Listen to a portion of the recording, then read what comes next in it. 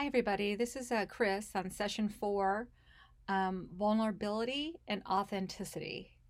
And I have to say, I'm a little excited about teaching about this today because it's probably one of my favorite subjects to talk about.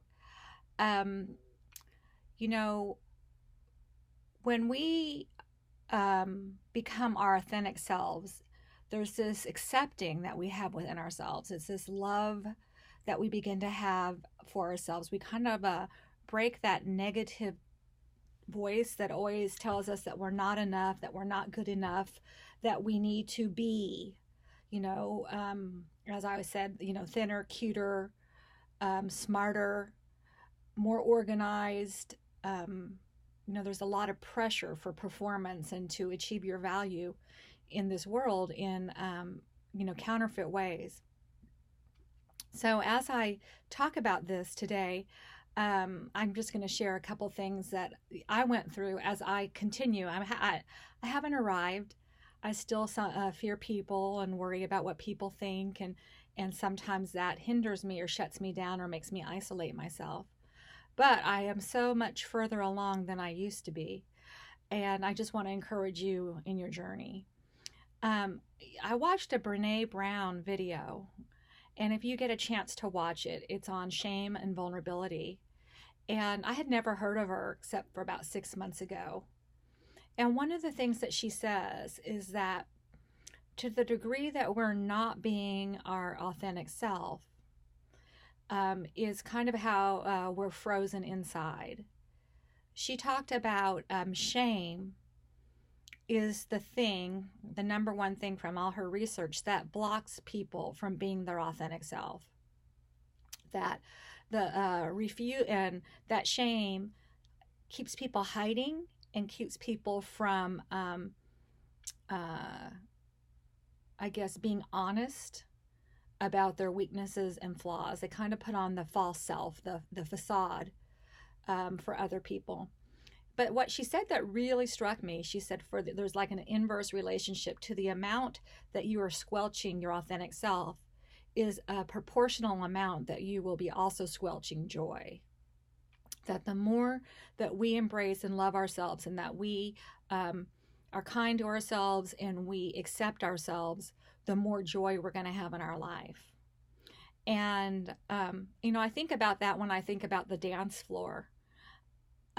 I teach little kids, I've taught little kids, and almost every little kid loves to spontaneously move their body in some way when they hear music. It's just this natural inclination. We all see babies dancing, we see little girls twirling, and something happens in between when we're young children until we become adults, where all of a sudden there's this critiquer in our head, this voice that tells you you're not enough, you can't do it, you don't look good, you look stupid. And I think that that's most seen when people dance. Because dancing is meant to be an expression of joy. Now, I'm not saying that everybody has to go out there and dance. Some of you might not like dancing. But I do think that a lot of times people would maybe love to dance, but their inhibitions are so strong that they squelch that desire. I wanted to talk about desire, wanting, because God says He gives us the desire of our hearts. And for me, I just remember having years where it would say, like, God, you say you give me the desire of my heart, but all I want is to make everybody happy and to have nobody mad at me. That is what I thought my desire was. Just peace, just lack of conflict would be enough for me to be satisfied. And I think so many women do that we are peacemakers, we're relational, and we kind of sacrifice and we detach and we don't even know what we really want in our heart anymore, because all we want is peace and quiet. All we want is people to get along. And so I started to own my desires. And I'm on this journey to owning what I want. What do I like? What do I prefer? What are quirks within my personality that other people don't have? And is it okay to have them? And is it okay to be, an aging woman in middle class America? Yeah. I think oftentimes, especially as we age, we feel invisible, and yet God doesn't see us as being invisible. Um, One of the things that I really want to talk about when we focus on authenticity and vulnerability is that when we are honest with our true selves and we let others in, where we're willing to disclose, or we're really willing to risk rejection, risk not being understood, risk not being accepted, risk not being validated, risk not being liked, but we're willing to own who we really are, God is glorified. The way that I think about this is God made something like over 39,000 different kinds of beetles. Think about that, just in the beetle species, 39,000 kinds of beetles. It appears that God likes variety. And so when He made you and He made me, He made us unique, that we have a job on this earth that only we can do. We have people to love on this earth that only we can love.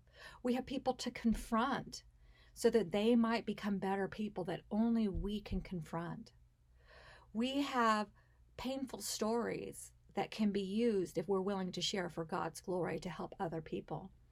And so the way that I think about this, I remember thinking about radiance, because God is radiant.